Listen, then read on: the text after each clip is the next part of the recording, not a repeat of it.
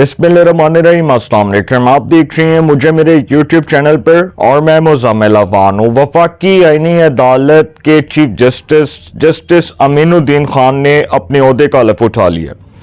सदर मुमलिकत आसिफ अली ज़रदारी साहब ने इनसे बतौर chief justice federal constitutional court हलफ लिया और जस्टिस अमीनुद्दीन खान पहले जज बन गए हैं जो फेडरल कॉन्स्टिट्यूशनल कोर्ट के पहले चीफ जस्टिस हैं।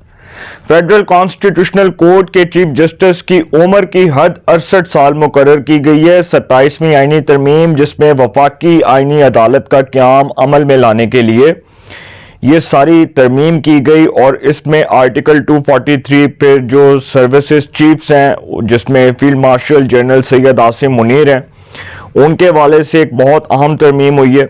तो ये जो 27वीं आईनी तरमीम है इसमें वफाकी आईनी अदालत का क़याम अमल में लाना था क्योंकि ये तमाम वकला बरादरी, तमाम बार associations, Pakistan bar council, Pakistan के प्रोमिनेंट लॉ एक्सपर्ट्स, ये हर एक का देरीना मुतालबा था कि वफाकी आईनी अदालत कायम की जाए।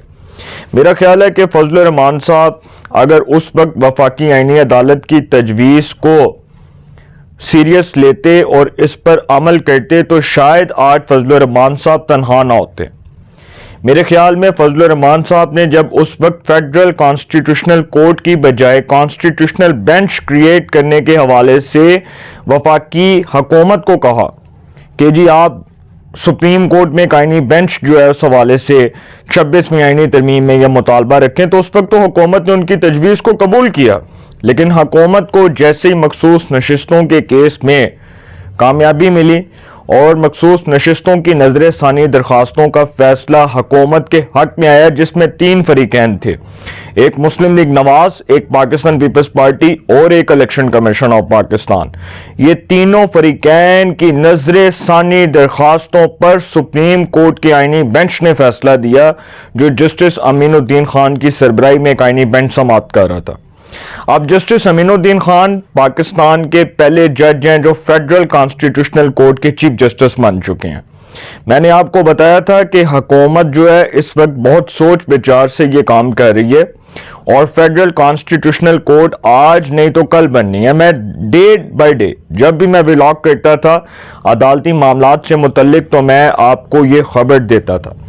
अब जो दूसरी खबर है वो बड़ी इंपॉर्टेंट है कि जजिस के ट्रांसफर के हवाले से फैसला हो चुका है और जो जजिस का ट्रांसफर है ये सदर मुमलिकत को चूंकि आइन के आर्टिकल 200 के तहत ये इख्तियार है कि वो जजिस को ट्रांसफर कर सकते हैं एक हाई कोर्ट से दूसरी हाई कोर्ट में।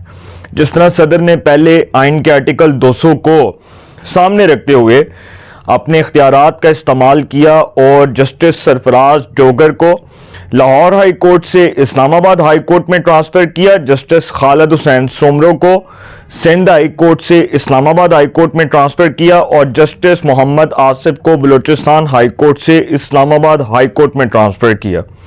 अब वो जो जजेस खतूत लिख रहे थे क्योंकि 2 जजेस ने तो रिजाइन कर दिया ना, जस्टिस मंसूर अली शाह और जस्टिस अतर मिनिल्ला ने, और जस्टिस अतर मिनिल्ला तो वो जज हैं जो मुशर्रफ की कैबिनेट में थे और उनके वजीर कानून थे, उनके लॉ मिनिस्टर थे। और जस्टिस अतर मिनिल्ला वो जज हैं जिन्होंने खान साहब को कहा था कि आपकी बड़ी फॉलोइंग है, आप पाकिस्तान के बहुत बड़े लीडर हैं।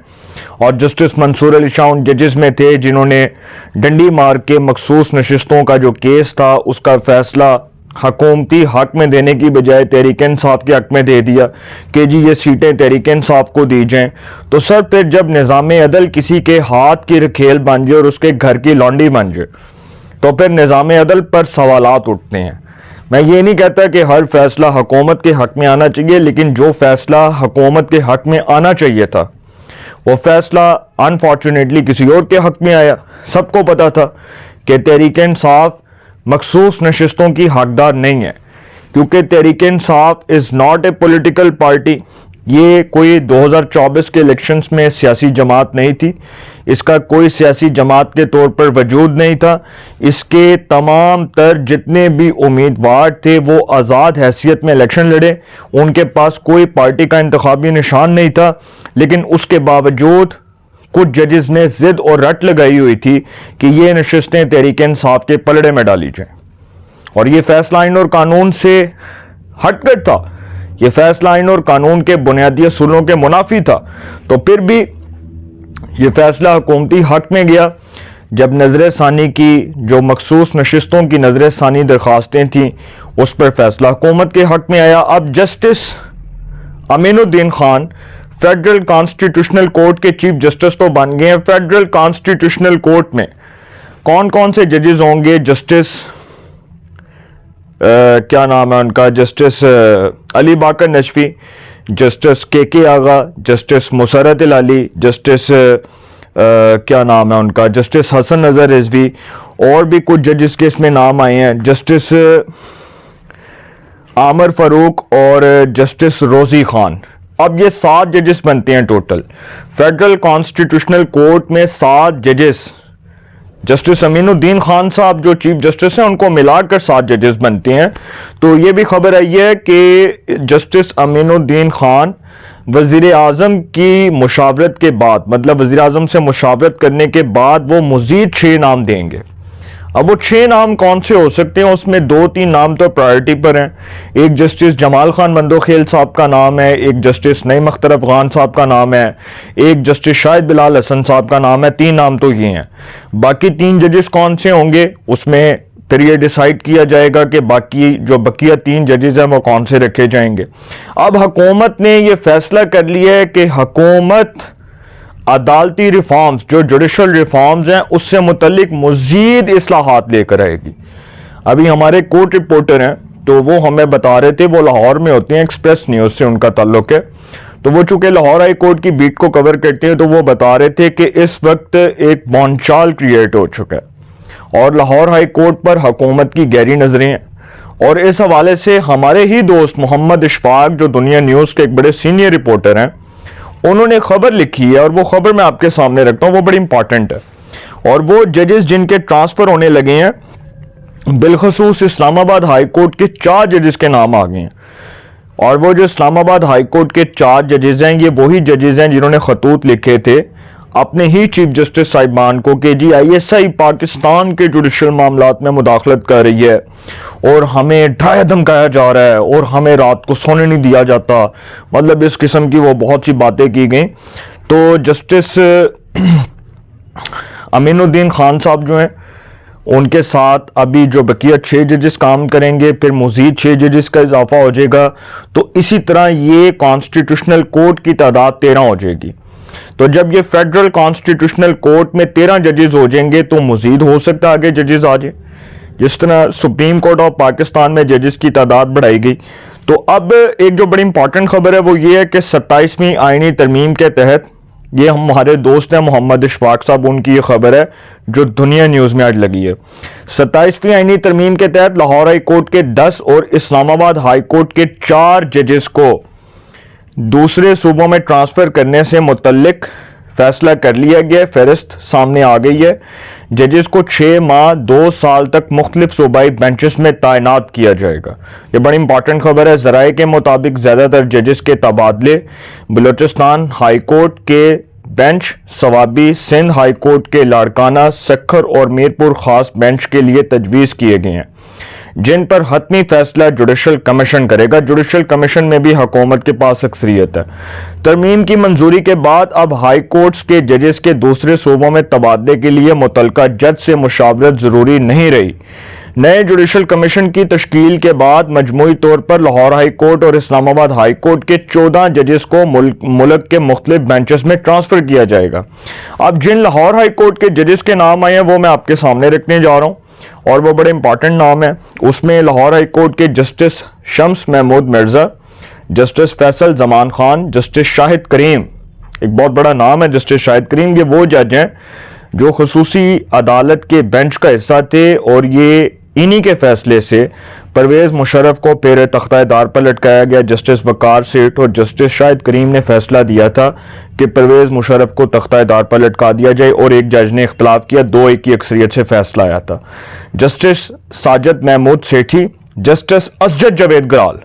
اب جو جسٹس اسجد جاوید گرال ہے نا، ان کے والے سے ایک حکومتی اہم رکن ہے، ان کا تعلق جو ہے وہ فیصل آباد سے ہے، مسلم لیگ نون کے ہیں۔ تو انہوں نے مجھے یہ بتایا کہ جسٹس اسجد جاوید گرال کے حوالے سے حکومت نے فیصلہ کیا ہوا تھا کہ جب بھی 27ویں آئینی ترمیم ہونی ہے سب سے پہلے ان کو ٹرانسفر کیا جائے گا. آپ کو شاید یاد ہو کہ جب جسٹس اسجد جاوید گرال صاحب کی عدالت میں شہباز شریف صاحب جب لیڈر آف دی اپوزیشن تھے قومی اسمبلی میں، تو ان کا ایک ضمانت کا کیس تھا، تو وہ ضمانت کے کیس میں جسٹس اسجد جاوید گرال نے شہباز شریف صاحب کی بطور اپوزیشن لیڈر قومی اسمبلی ضمانت مسترد کر دی تھی. تو پھر ایک لاہور ہائی کورٹ کا سنگل بینچ بنا جسٹس سرفراز ڈوگر کی سربراہی میں، اور اس نے جسٹس اسجد جاوید گرال کا فیصلہ اڑا کے رکھ دیا، اس کو کالعدم قرار دے دیا. تو جسٹس اسجد جاوید گرال صاحب جو ہیں ان کا گجرات سے تعلق ہے، اور یہ چودھری پرویز الہی صاحب کے بڑے قریب ہیں. اور جسٹس اسجد جاوید گرال، جسٹس طارق سلیم شیخ، یہ وہ جج ہیں جو عمران خان کی ضمانتوں کے کیسز سنتے تھے. جسٹس عاصم حفیظ، جسٹس امجد رفیق، جسٹس انور حسین اور جسٹس رحیل کامران کے تبادلے کیے جائیں گے. یہ لاہور ہائی کورٹ کے ججز تھے. اسی طرح اسلام آباد ہائی کورٹ کے 4 ججز جسٹس محسن اختر کیانی، جسٹس سردار اعجاز اسحاق، جسٹس طارق محمود جہانگیری اور جسٹس بابر ستار کو دوسرے صوبوں میں بھیجا جائے گا. جوڈیشل کمیشن کی تشکیل 9 کے بعد کمیٹی کا اجلاس جلد بلایا جائے گا، جس میں اراکین ججز کے تبادلوں سے متعلق تجاویز پر ووٹنگ کریں گے اور اکثریت کا فیصلہ نافذ کیا جائے گا. سر یہ تو فیصلہ ہو گیا. جسٹس امین الدین فیڈرل کانسٹیٹیوشنل کورٹ کے چیف جسٹس بن گئے. آئینی عدالت، ہمیں عادت پڑ گئی نا آئینی بینچ کہنے کی، کیونکہ اسی آئینی بینچ ہی دیکھتے رہے ہیں. آئینی عدالت میں ججز کی انٹری ہو گئی ہے. 7 ججز ہوں گے بھی ٹوٹل، بقیہ 6 بعد میں آئیں گے. ججز کے ٹرانسفر کے حوالے سے جوڈیشل کمیشن میں اکثریتی ووٹ اہمیت کے حامل ہوں گے، اور اکثریتی ووٹ حکومتی پلڑے میں ہوں گے، اور حکومت جس کو چاہے گی اس کو ٹرانسفر کر دے گی. یہ تو ہو گیا ججز کے ٹرانسفر کے حوالے سے معاملہ. دوسرا، کچھ ججز کے استعفے آنے والے ہیں، اور ہائی کورٹ سے بھی آئیں گے. سپریم کورٹ سے مزید استعفوں کے سننے میں آ رہا ہے کہ مزید استعفے آ سکتے ہیں. اسی طرح ہائی کورٹ سے وہ بڑے اہم جج مستعفی ہو سکتے ہیں جن کے حوالے سے تصور بھی نہیں کیا جا سکتا. تو بہت سی چیزیں جو ہیں وہ اب ایک سیاسی بونچال کی طرف جا رہی ہیں، اور یہ سیاسی بونچال آنے والے چند ماہ میں عدالتی لحاظ سے بہت امپورٹنٹ تصور ہوگا، اور کچھ دنوں میں کچھ بڑا ہوگا. اپنی رائے کے کمنٹس میں ضرور اظہار کیجیے گا. انشاءاللہ ایک نئے سیگمنٹ کے ساتھ میں ملاقات ہوگی. آپ اپنا بہت خیال رکھیے گا. آل آنے کے بعد